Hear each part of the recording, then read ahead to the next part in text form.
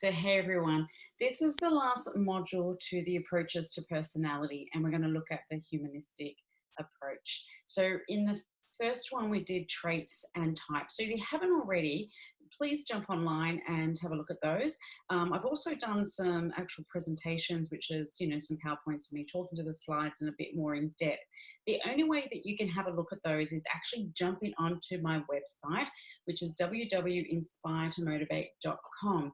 So the important part that I want you to get from this is that we're going to start moving into self. Now, this workshop will then hopefully move into discover what drives you, which hopefully most of you have actually got that, the workbook now, and then we can start working through that in the next coming weeks. But in the meantime, I think it's really important to really hone into what actually personality is from many different theorists. So they all have their own perspective. So in the world of psychology, it mainly is about fixing people. There's no doubt about that. So, you're psychoanalytical, where Sigmund Freud thought we're pretty much, our personality is set to we're 5, and it all stems from, the unconscious mind, and we have all these drives and all this built up sexual energy, and we're pretty much, not very nice people. Clearly he had some stuff going on for him, even though some of the techniques are used today, in particular, like your dream associations and, objects and things like that. So some of his techniques are still used today. Whether you believe in, he believes that that's our personality, it's sort of determined and that's it. Whereas then we had a look at the behavioural side, which pretty much, on the animal side of things, you can say sit, stay, here's a reward. We had the Skinner, we had Watson with baby Albert, was one of the first sort of human trials, where we know that if we're, influenced by our environment, then that's what our behaviour is going to be. So he truly believed there's really no cognitive part going on there. It's just all about that is your environment, therefore this is your behaviour, and I can control that behaviour, good or bad. So in some sense, a bit of it, but in reality with humans, there's a lot more. He also believed that was pretty much, determined as well. Then we moved on to traits, which I think was the first one we did. Now, I like the traits and type. Don't get me wrong. I do think they serve a purpose, and obviously I've used that as the DOPE test, which looked at, the dove, the owl, the peacock, and the eagle. If you haven't, please, once again, jump on my website. You can download that, and you can do that test. Now, I don't want people to get bogged down in particular types, because remember how there's common traits that we can see from people that we think, that person's quite diligent, that person's quite, works in structure, likes routine. I'm talking about the owls out there. Then you've got people that are quite fun, quite creative, and talk so much, and like the peacocks, and so there's groups, but it doesn't mean that that's who you are. Don't walk around, hey, I'm the peacock, because to me, I feel that you can bring these particular tendencies, is what I like to call them, out. If you need to be working on a spreadsheet, you're trying to be quite, with tools and spreadsheets and working on schedule, then that's sort of like your owl. Whether you enjoy that or not is another thing, but we all have those tendencies there. We can all get angry. Doesn't mean that I'm straight out an eagle because I got quite aggressive. It just meant that obviously the eagle came out to play that day. So there's a lot more going on, was what I'm trying to say. But this last one I'm going to talk about today is probably my favourite, and in particular in an education type of field as well, because I think humanist is about growing, and that's what I really love about it, because it's about self, and that's what we're here to talk about, because it is a journey. And this is why I think once we're in the present moment, we're here, we deal with what's happening with us now. So if you came to see a humanist type of therapist, like the Carl Rogers type of therapist working on person-centered therapy, it'd be all about listening to you and you talking about your personality and how you identify yourself, how you see yourself, and you truly believe that you would grow. So if you had a trauma and you would come and see him, you would talk about those things that have happened to you, and that therapist would listen to you. It doesn't mean that that's how you're stuck and that's now then your personality because you've been impacted by the trauma. Don't get me wrong, yes, you have been impacted, but it doesn't mean you have to stay there in that particular role. You can progress and can grow from that, and that's what it's trying to say. Where if you looked at other particular, therapies, such as whether it's psychoanalytic or behaviour, it's like, right, that happened to you, that's why your behaviour's like you are. And then when you think about it, when people start telling you, well, that's why you're like that, you start acting up to that. It's like, well, everyone thinks I'm cranky, so I might as well stay cranky. Okay, so this is what I like about the humanistic side. So it is known as the third force of psychology, because the other two we mentioned, psychoanalytical and obviously the lovely behavioural one. It is also the study of healthy people. Hey, how about that? So, and this is what I want to do with my business. I want to give tools to people while they're well. Why do we have to wait till we break before I say, you know what, I'm struggling here? Because I think if we can prepare, our community and just ourselves about who we are, because life's going to get busier. People are going to get really stressed. And if you feel that you can't actually talk about things to people, that you are having a bad day, how many of you would actually say, you know what, I'm quite anxious today, I won't go to work?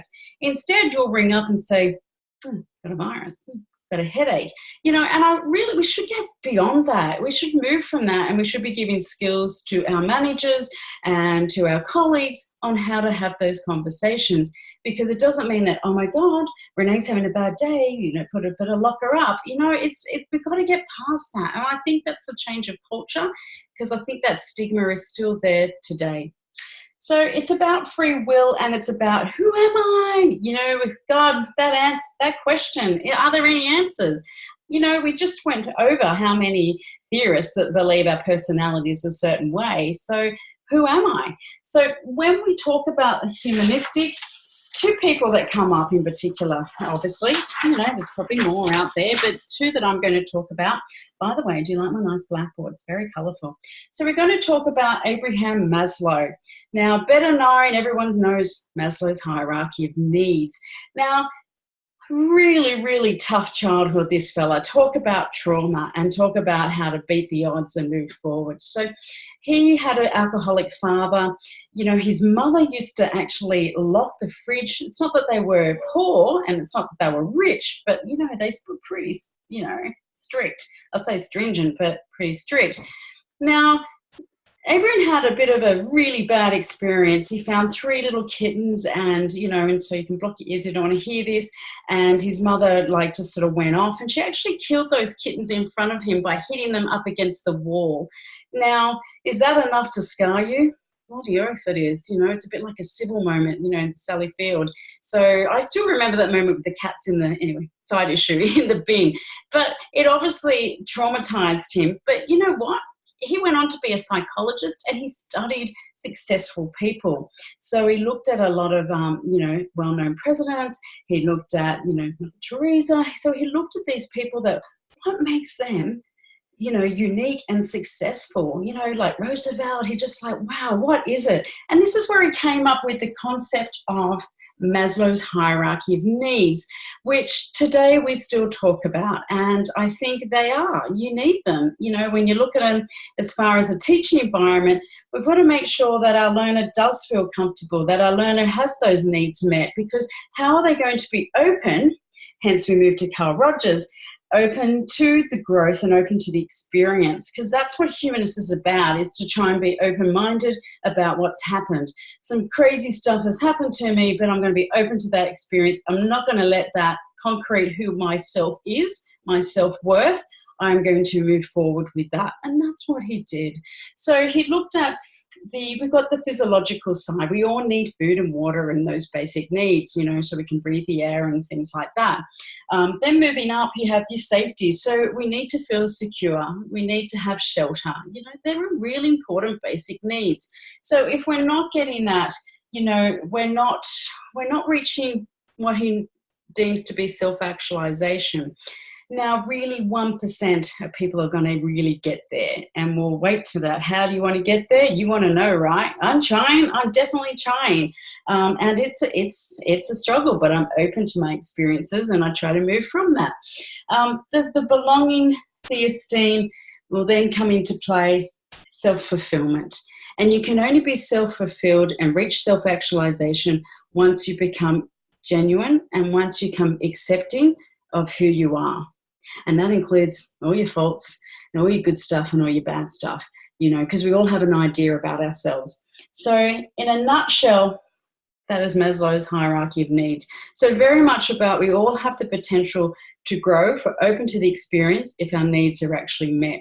And we do still talk about him a lot. Now, when we look at Carl Rogers, and most people will know Carl Rogers from, especially if you've done any counselling courses, any education side of things, it talks about person-centered therapy.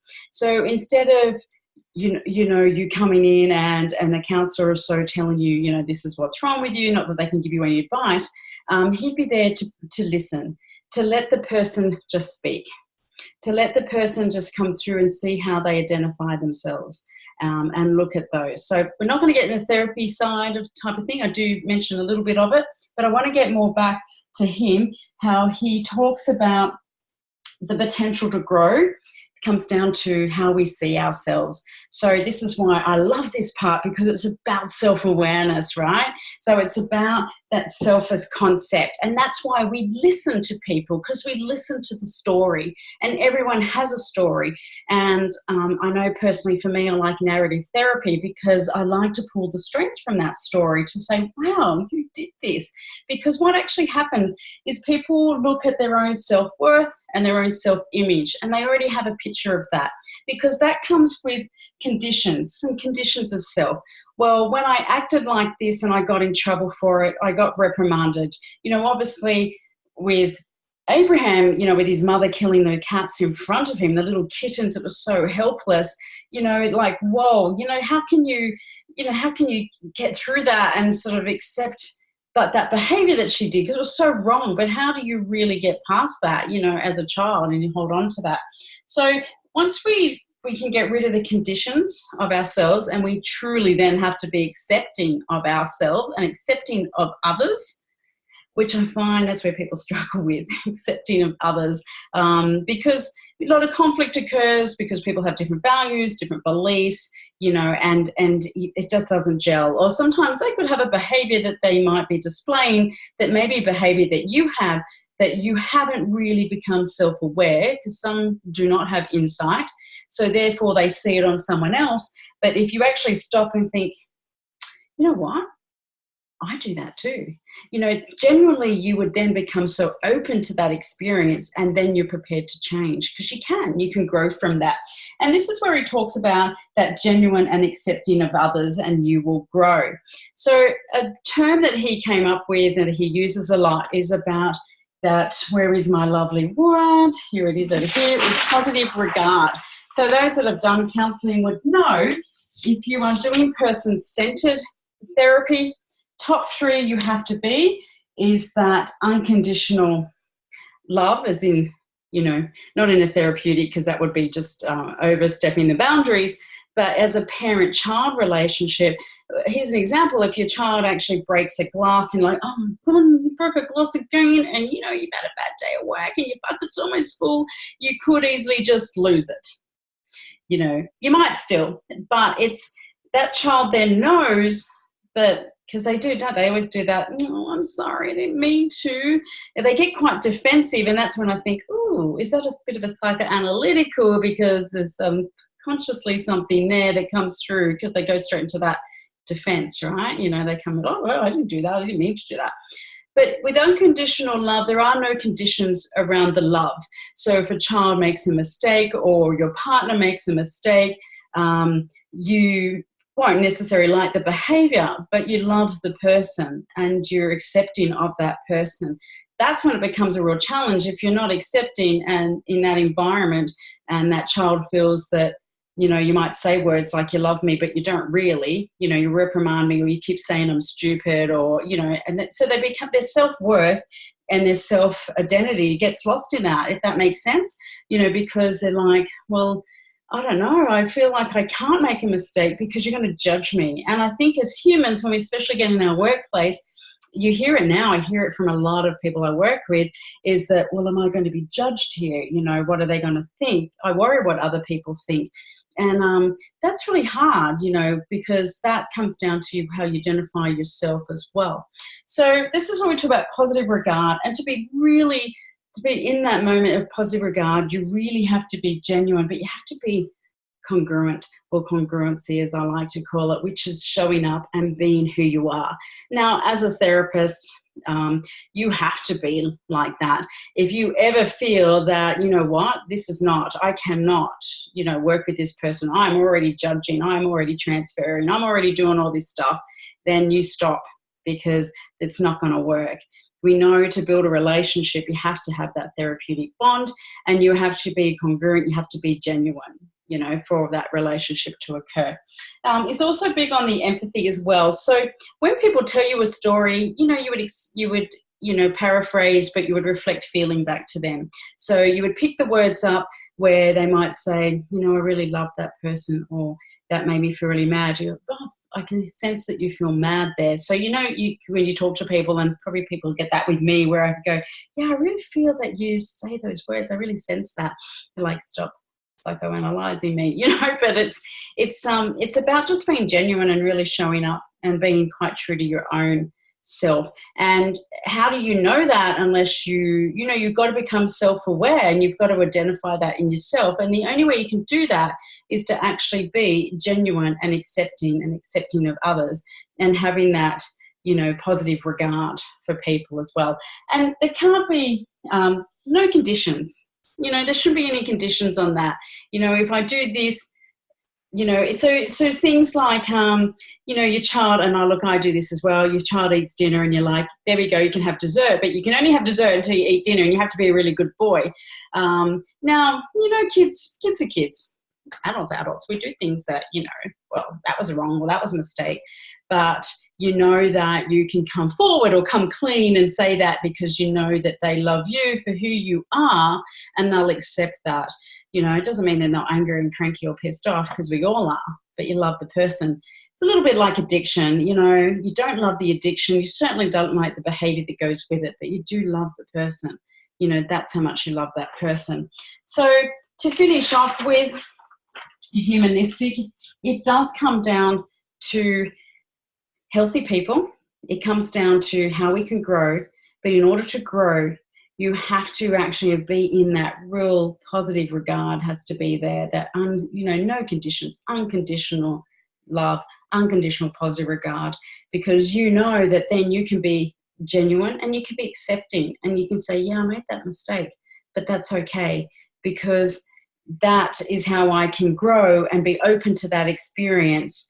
And truly, when that is happening, you start to recognize in yourself who you are, and your self-image then becomes concreted, because your self-worth is there, your self-esteem is there, all the selves are there, like the self-image, the image, because some people can portray this image, right, that everything's so good, but really their own self-worth, they feel like they're screaming. People with depression, I feel worthless, I feel, like I'm not going to do anything with my life. But if someone saw him on the outside, they thought, wow, Renee's having a really good day, but inside she's screaming. And that's that whole concept of humanistic, is to listen to that story and what is happening to them, and find out, why do they feel this way? Why do they feel so worthless? So this is where it starts. Love it. Humanistic. It's amazing, because it is about self, and it has the potential we can all grow if we're willing to be self-aware, and we're willing to have a look at ourselves inside and actually think, what, the behavior I display there doesn't match how I'm feeling here. And ask yourself that. Do people say to you, God, you're a confident person, look at you go, when inside here you feel like screaming and you just want to scream and cry, but you feel you cannot come forward with that. And I've always been that believer that you need to show up and you need to be who you are, because that is who you are. It's genuine, right? You're not pretending to be someone else, but most of us live in that world. And then, because when you do truly show up, you get ridiculed for it, or someone doesn't know how to handle that, And so who wants to be like that? It's a bit like peer pressure. People are a person who they are, and then you get bullied or you get put down, and, like you're just a show off, and all this starts to come, and you you start to shrivel away, and withdraw from it. So we need to embrace it. We need to be genuine with each other as well. So thank you for watching. Please jump on my website. I'm really excited because in the next few weeks, I'm actually running a workshop. Not in the next few weeks, but I will give you more details. Discover what drives you. It will be free. And then I'm actually creating an online program. I'm very excited about that. So thank you for listening. I know it's probably long, but hey, you can always pause me. You can always stop. You don't have to watch me at all. So have a great weekend. It's Friday night. Just heart goes out to all those victims out in New Zealand as well, because, I just sometimes we shake our head and go, what's happening? What's happening with the world? So give your loved ones a hug tonight and just let them know, a bit of that humanist, how much you love them. So thanks for watching, guys. Bye.